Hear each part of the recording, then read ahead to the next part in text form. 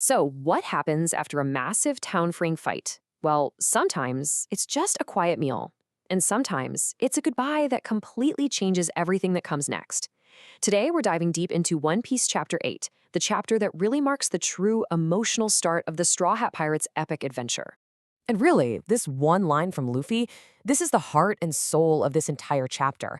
It's so simple, but it's this powerful statement that sets up one of the biggest themes in all of One Piece. True friendship isn't about always being together. It's about supporting each other's dreams, no matter how far apart they take you. Okay, so a super quick recap. In the last chapter, Luffy and his brand new, first ever crewmate, Roronoa Zoro, just took down the corrupt Marine captain, Axe Hand Morgan. They've literally just liberated an entire town and its Marine base from this guy's awful rule. And here we get that classic calm after the storm moment. The battle's over, and we just see Luffy, Zoro, and their buddy Kabi eating. That's it. It's this quiet, peaceful scene, while outside, you can imagine the town is just celebrating like crazy.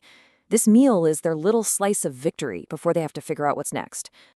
And it's right here, during this meal, that Kobe just lays it all out there. He admits he's always been a coward, the kind of kid who never had anyone in his corner. But seeing Luffy and Zoro risk everything, not for some grand cause, but just for their own beliefs, it totally lit a fire in him. And that's Luffy's real power, isn't it? He doesn't tell people what to do, he just shows them what it means to truly live for your dream. And all of that inspiration, well, it leads us straight into the core conflict of this chapter. Because while Kobe and Luffy are now fired up to chase their dreams, those dreams couldn't be more opposite. It's a huge fork in the road for them. You gotta love this. The beautiful irony here is that a pirate, a guy who just beat up a bunch of Marines, is the one who inspired his friend to join the Marines. This just shows you what One Piece is all about. It's not a simple story of good guys versus bad guys. It's about people chasing their own kind of justice.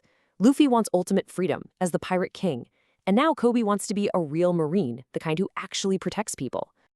Of course, Zoro, always the realist, has to chime in and bring everyone back down to earth. He points out, hey, the Marines keep records. The fact that you've been hanging out with a pirate could get you blacklisted before you even sign up. It's a reminder that having a dream is one thing, but you've got to fight for it from the very first step. So this is it. This is Kobe's big test. I mean, it's easy to say you have a dream when you're safe with your friends, but to walk right into the lion's den and declare it to the very people who might reject you, that takes real guts. And that's exactly what Kobe decides to do.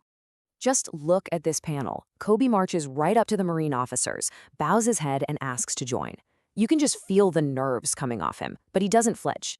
This is probably the first time in his entire life that he's truly, really stood up for what he wants. And boom, he gets shut down. Immediately, one of the officers knows something's fishy. For just a second, you think, oh no, Zoro was right. Kobe's dream is over before it even began. But then, you see the change. Channeling all that fire he got from Luffy, Kobe finds his voice. He doesn't make excuses, he doesn't lie, he just shouts that his dream is to become a Marine. He's standing purely on the strength of his own ambition. This is the new Kobe. And the Marine commander, he sees it. He sees that raw, undeniable conviction in Kobe's eyes and just cuts right through all the red tape. He accepts him. He recognized that Kobe's heart was in the right place, and that was more important than any rule. Kobe passed his first test. All right, so Kobe's future is set. And that brings us to the emotional peak of the chapter. Luffy and Kobe, now officially on opposite sides of the law, have to say their goodbyes. As Luffy and Zoro sail off, something incredible happens.